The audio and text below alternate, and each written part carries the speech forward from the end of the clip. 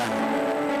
Niamey, sa capitale, est désormais le pivot opérationnel des opérations aériennes menées par l'opération Barkhane. Cette force est en phase de redéploiement du septentrion malien.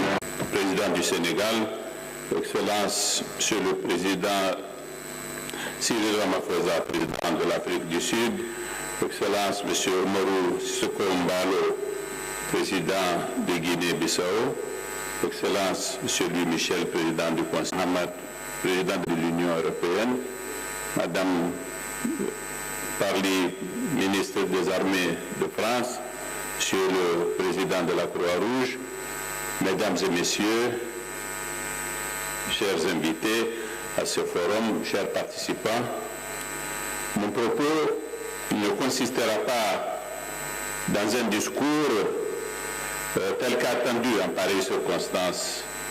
J'ai décidé délibérément de me rendre le plus utile possible aux participants à ce forum en faisant part de mon analyse de l'insécurité qui prévaut dans certains pays du Sahel, dont le mien, pour que là, elle ne consulte pas les États.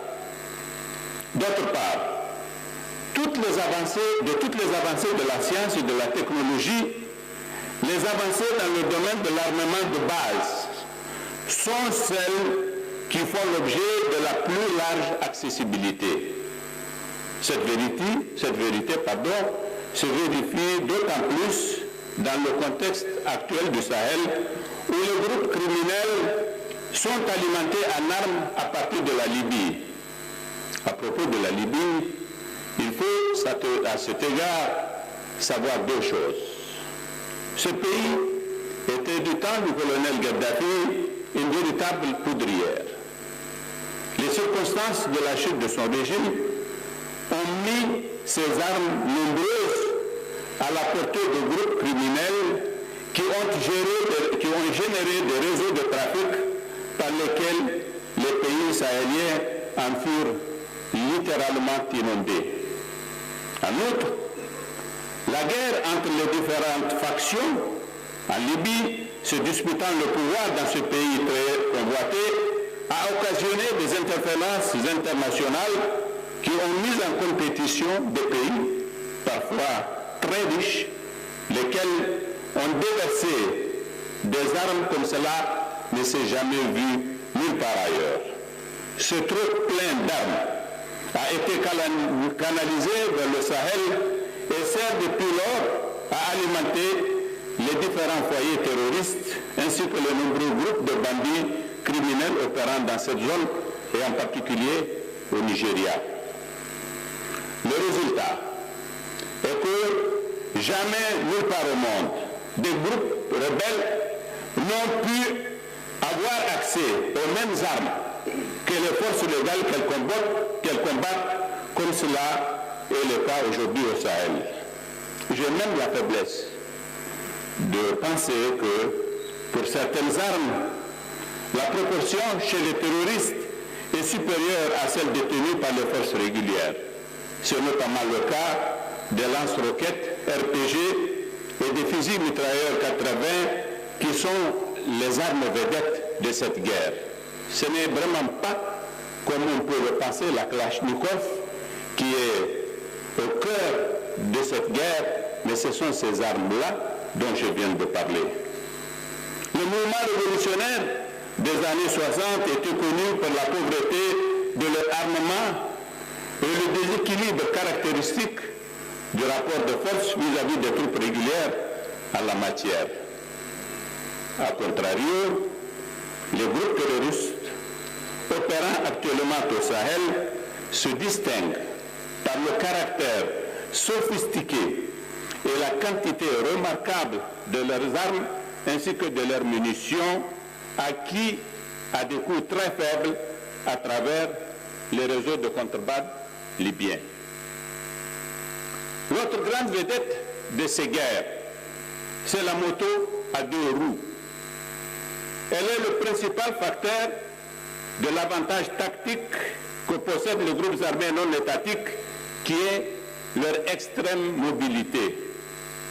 C'est véritablement la moto qui confère son caractère asymétrique à cette guerre. Et quand on connaît par ailleurs les caractéristiques physiques du terrain sur lequel opèrent les terroristes, consistant notamment à l'absence de route et une certaine densité de la végétation des arbres par endroits, les forces régulières utilisent des moyens mécanisés très peu commodes du fait notamment de leur lenteur et de leur lourdeur. Mesdames et messieurs, en plus des facteurs techniques favorables, les groupes terroristes ont pour eux l'avantage de la connaissance du terrain et leur mode de vie pastoral qui en fait des hommes rompus à la souffrance due aux privations et à la pénibilité de la vie au quotidien. Pour un berger, pour un confort et prestige, exactement comme passer du bâton à la Kalachnikov.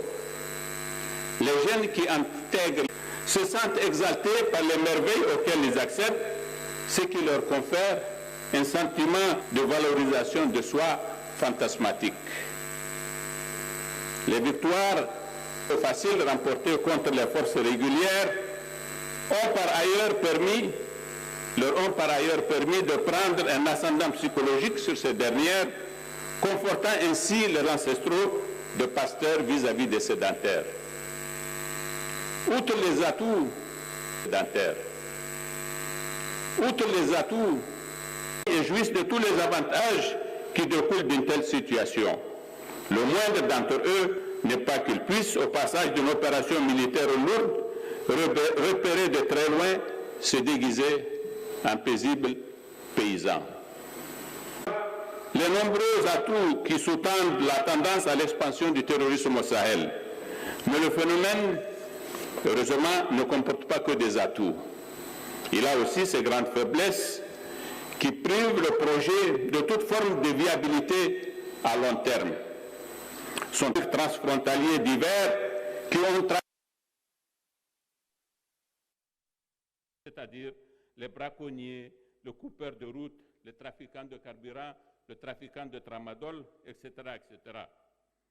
Aujourd'hui, ce qui est à l'œuvre consiste dans un mélange de stratégies diverses dont le lien réside, du moins au Niger, au nord du Mali, sur un sentiment délétère exacerbé par les réseaux sociaux et exploité de façon opportuniste par les partis politiques d'opposition et une certaine société civile.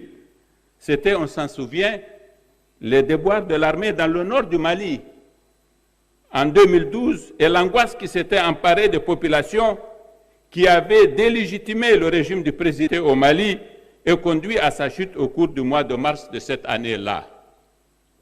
De même, si en août 2020, la coalition M5-RFP a pu mobiliser de foules nombreuses et provoquer la chute du président Ibeka, cela était dû davantage au traumatisme généré par l'insécurité qu'aux accusations de mauvaise gouvernance portées contre lui. Mesdames et messieurs, comme nous pouvons le constater, les organisations terroristes opérant dans le Sahel, animées par des bergers incultes, opérant sans aucun projet politique, ont tout de même pu réussir à diviser localement les communautés ethniques entre elles, les exposant à des risques de guerre civile, décrédibiliser les États auprès de leur opinion en semant le doute sur leur capacité à assurer leur sécurité et favoriser une campagne de dénigrement à l'encontre de leurs alliés internationaux dans le combat commun contre le terrorisme.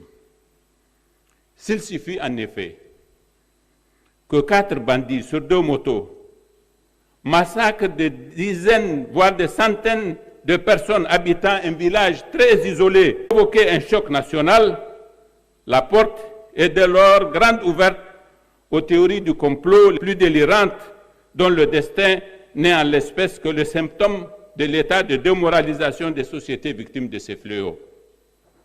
En conclusion, un tel contexte est gros de tous les dangers et les États sahéliens se doivent de mettre sur pied une stratégie militaire adaptée aux défis consistants